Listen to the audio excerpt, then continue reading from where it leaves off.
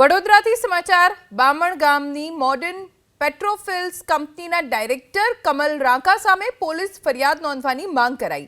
2012થી ગેરકાયદે કાઢી મુકાયેલા 100 કર્મચારીઓએ કંપનીના ડાયરેક્ટર સામે છેતરપિંડીનો આરોપ લગાવ્યો।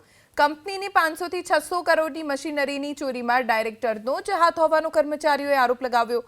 કર્મચારીઓએ જિલ્લા પોલીસ વડા સમક્ષ માંગ કરી કે ફરિયાદ નોંધી સીબીઆઈને તપાસ સોંપવામાં આવે। કર્મચારીઓનો પરિવાર છેલ્લા 10 વર્ષથી ન્યાય માટે ભટકી રહ્યો છે। જિલ્લા પોલીસ વડાએ ફરિયાદ નોંધી કાયદેસરની કાર્યવાહી કરવા તૈયારી બતાવી છે।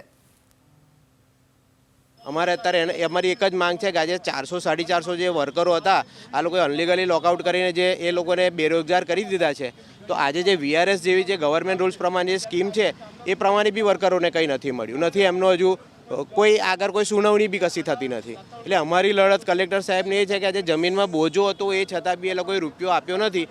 કરોડોની મશીન રોડથી જતી હોય તો તમે એના સીસીટીવી ફૂટેજ ચેક કરો, પણ આ જે તપાસ થઈ છે હલકી કક્ષાની તપાસ થઈ છે, આની પ્રોપર તપાસ થઈ છે અને જે પણ જે વિરોધી હશે એના પર કાયદેસરની કાર્યવાહી જેલ ભેગો કરો અને જેની સંપત્તિ જપ્ત કરીને જેની એમાઉન્ટ આવે એ એમાઉન્ટ વર્કરના ક્લેમની અંદર પ્લસ થાય અને વર્કરને બેનિફિટ થાય, એ જ માંગ સાથેનું આજે અમારું આવેદનપત્ર છે।